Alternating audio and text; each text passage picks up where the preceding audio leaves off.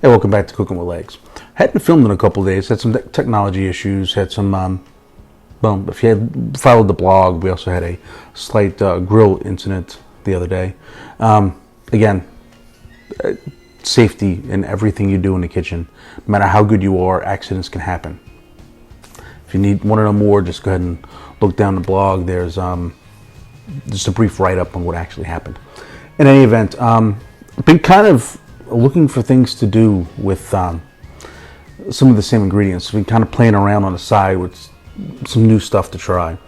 But whenever I get in a rut, I kind of go back to my roots. So I'm going to do jambalaya tonight. You can find a jambalaya recipe anywhere. I'm just going to do one of my quicker versions. I guess you call it weeknight jambalaya. My favorite way to make it is when I have a lot of leftovers from the grill or the smoker. I don't have any of that right now. Love putting like pork shoulder in there or pork roast and all kind of just, it's a leftover dish. Its root is in what do you do with the scraps? When the Cajuns and the Creoles were making these dishes, a lot of times they didn't have the top shelf meat. They couldn't go to the store and just get andouille. They were using the scraps.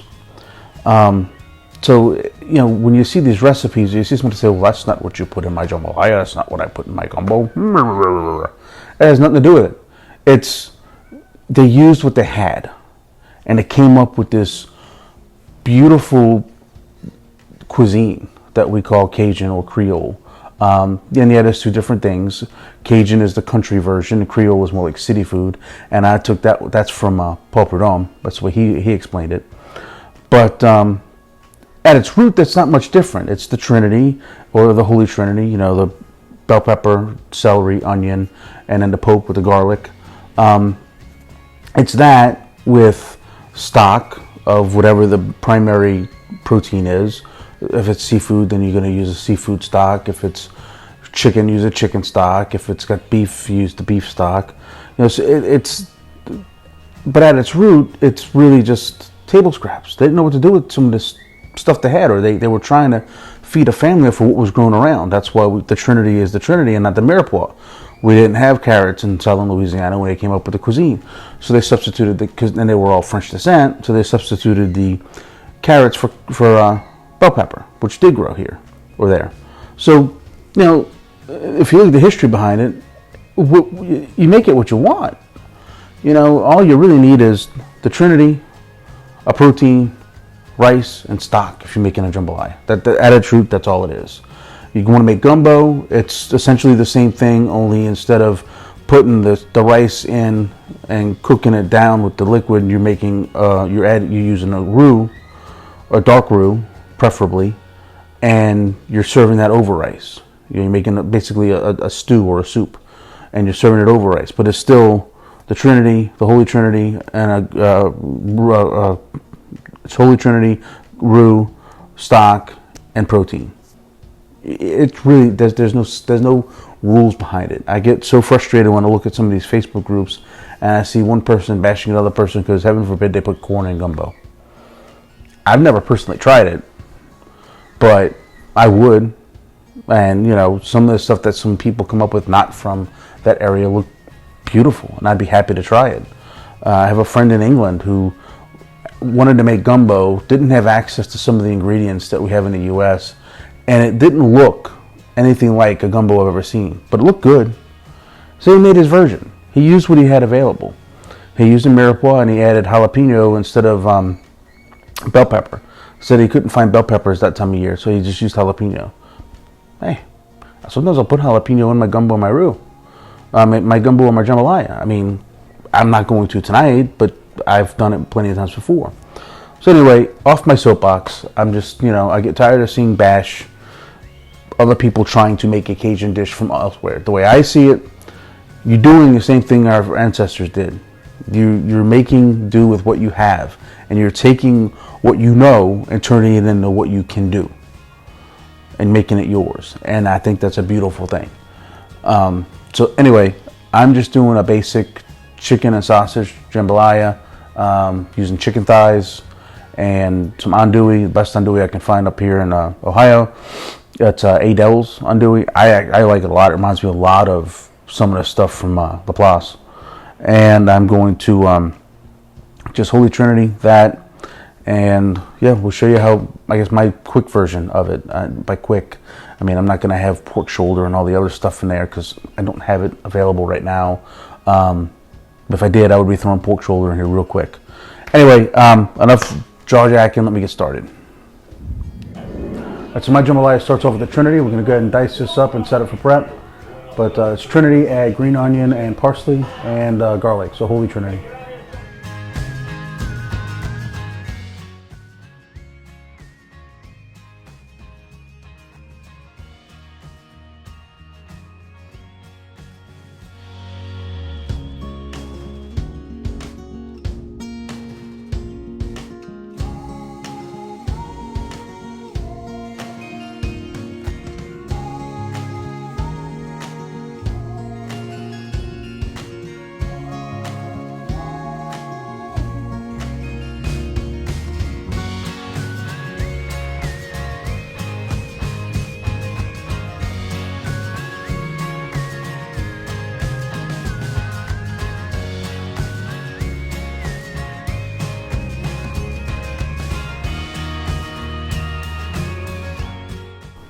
All right, everything's prepped.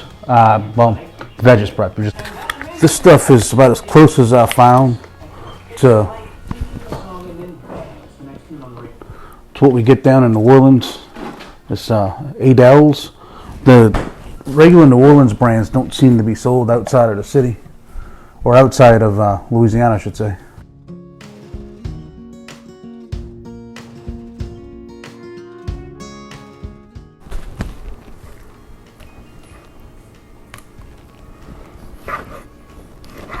I'm not going to cut these too small because some of it's going to fall apart while it's being cooked. And I kind of like getting a big chunks of meat when I'm eating this.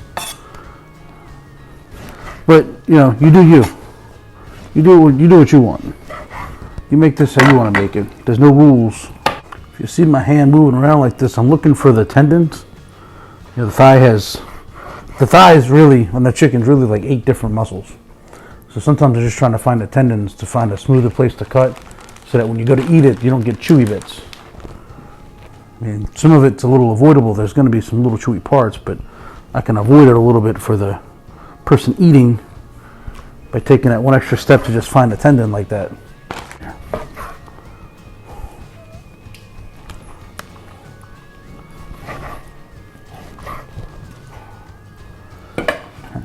Clean up the board, clean up the knife, and get started in just a second.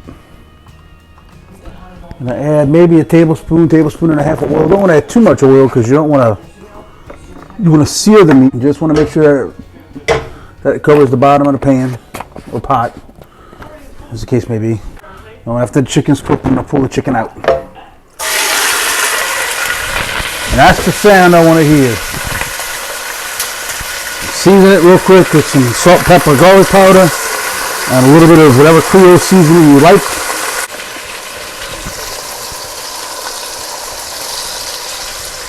Another thing that you don't want to do is you don't want to pull it off the bottom. Let it come off the bottom on its own. You want to get some fond at the bottom of the pan, but you don't want to have chunks of meat stuck to the bottom of the pan either. I don't know how much of that y'all can see, but I'm just kind of nudging it. I'm not really fighting it at all. If it wants to stay, it'll stay. It'll come off when it's ready. Where's my bucket? Where's my bucket?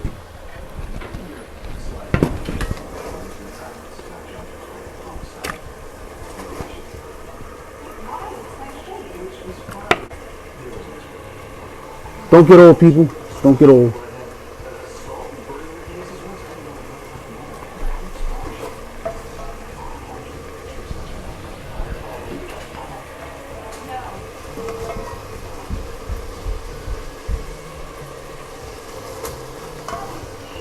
And the Creole or the city jambalayas, they use tomato and tomato paste. I do prefer the darker jambalayas, and that color comes from the pork fat that's going to render out of the sausage, as well as the vegetables cooking down and creating a nice fond at the bottom. To get the fond up, what I'm going to do is put just a dash or a couple of tablespoons of chicken stock in there after the vegetables are done cooking to pull the fond up off the bottom. And I will use like some kitchen bouquet or some browning sauce if you don't have kitchen bouquet where you live. And I order mine off of Amazon because I can't find that brand in the store up here. But so if you see some dark at the bottom of the pan, that's a good thing. That's where your coloring is going to come from. Like even along this rim.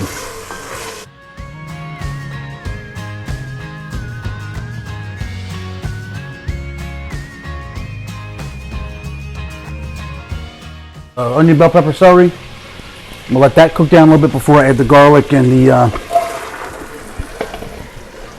rest of it. Yeah, you don't leave that stuff in there. That's good stuff. Seasoning every step I go. Seasoning's raw. It has to cook too. Don't forget that. Adding seasoning at the end or in the middle doesn't really work. So the seasoning's not cooked all the way.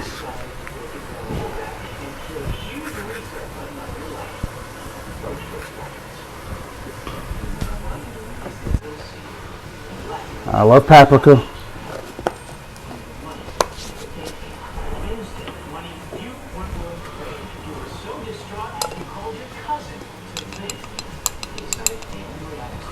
We need to add some of that Cajun two-step.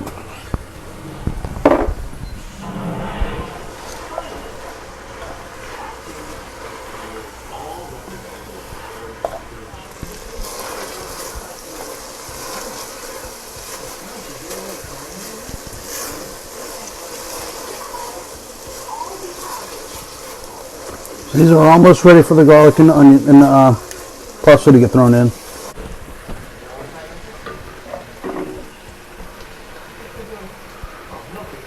You're just going to cook this long enough to get that garlic smell, you know, that aroma to go in. I'm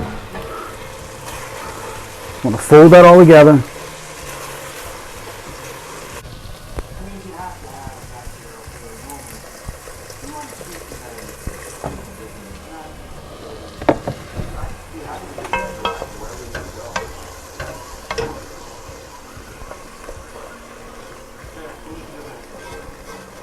That'll also help me get that stuff off the side. That's kind of what I'm using this rubber one for, is to get the side.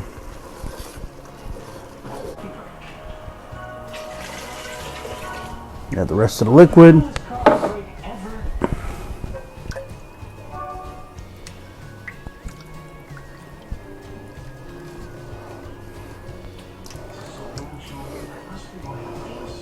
You want all that fond back in the liquid. That's where all your flavor bits are at. You want all the flavor bits in it. That's liquid's in. We add the meat back in now too. You see, there's more liquid coming out of there.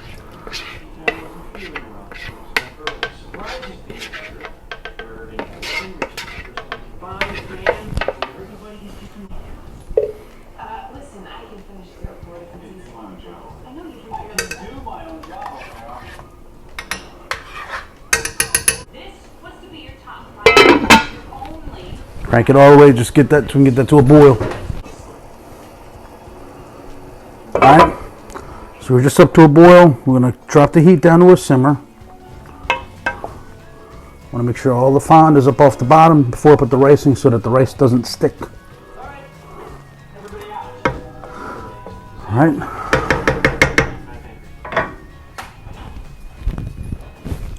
Now I want to also add some bay leaves. 3 bay leaves to it, and 2 cups of rice.